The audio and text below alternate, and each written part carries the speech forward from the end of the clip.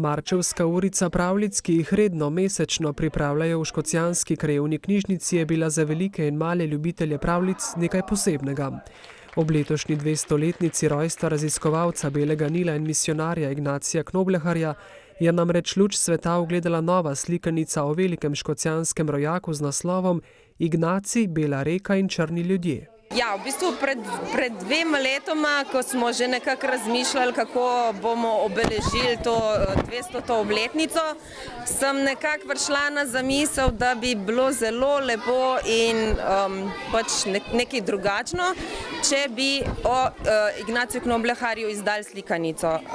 S to idejo sem potem šla na občino, kjer je župan in vsi so jo z navdušenjem sprejeli, tako da smo se povezali z založbo Epistolo in z avtorico gospo Mojcejo Podgoršek in projekt je stekel in slikanica je tukaj.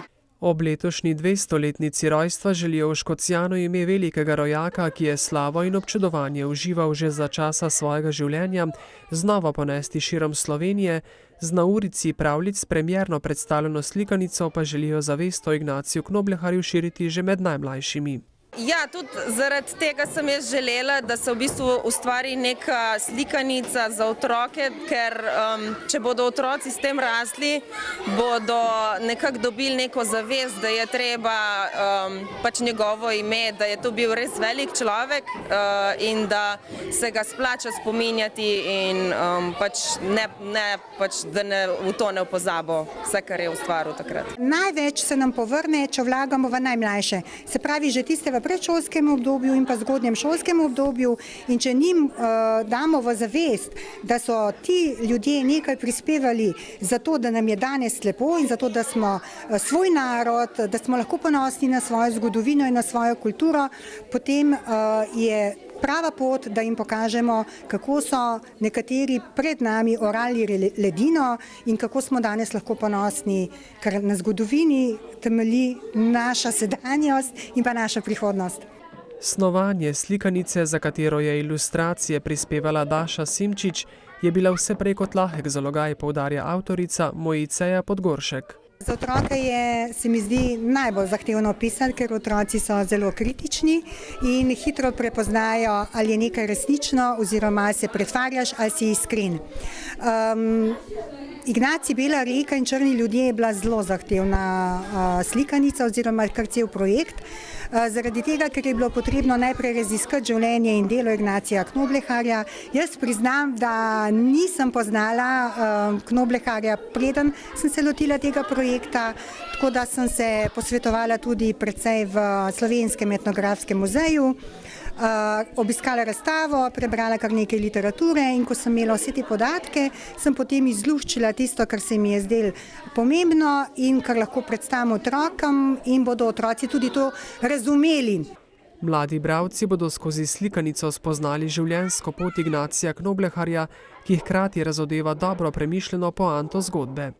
Da je treba slediti svojim željam, svojim ciljem, da je potrebno za to, da uresničimo svoje življenjsko poslanstvo, vložiti veliko energije v znanje, v raziskovanje in da potem na koncu dosežeš cilje, katerim si se namenil.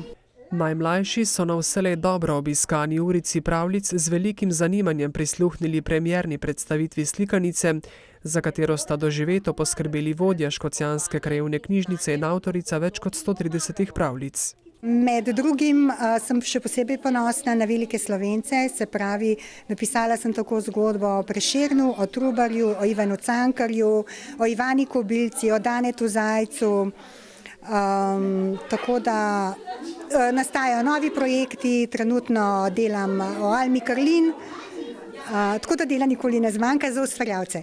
Kot pravi avtorica slikanice, si Knoblehar vsekakor zasluži mesto med velikimi slovenskimi rojaki. Absolutno, Ignacij Knoblehar sodi v vrh, bom rekla, kulturno-zgodovinskega področja, naravoslovnega področja slovenskega naroda. Bolj bi morali biti ponosni nanj.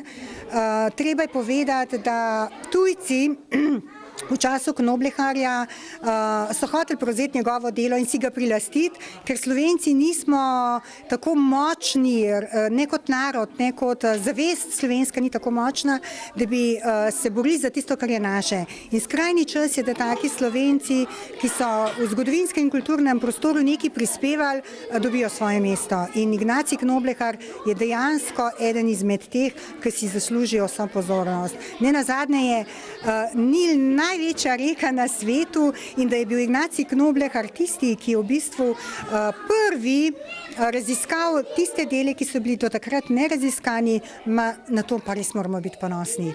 Prav vsi udeleženci urice pravljic, ki so jo popestrili tudi z ustvarjalnimi delavnicami, so v dar dobili Knobleharjevo knjižno kazalko, po zaslugi tamkajšnje občine pa so družinske knjižne police postale bogatejše za novo slikanico.